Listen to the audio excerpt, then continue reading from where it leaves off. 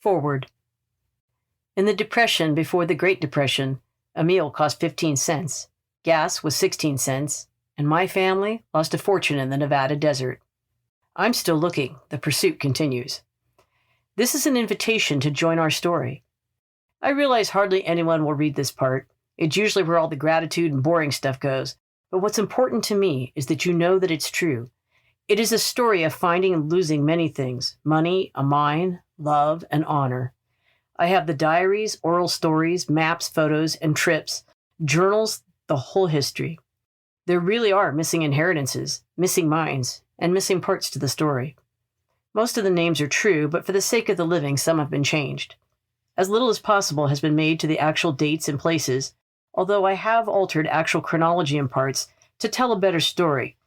So my apologies to the great real historians out there who bravely preserve the past for a culture that largely doesn't care.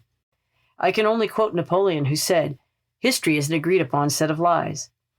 You might ask, how could two people know so many famous characters from the Old West?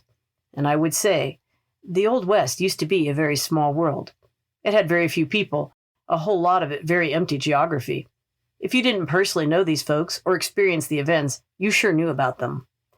You might also ask about the spiritual elements of the story. Surely these aren't true. I know from family and personal experiences that they are true, and many of you know too. We are all more than the sum of our parts, and I want you to understand that this story, this time in history matters because we are at the edge of a time again, very much like the one in this story, and you and I have choices to make, the kind of choices that change generations.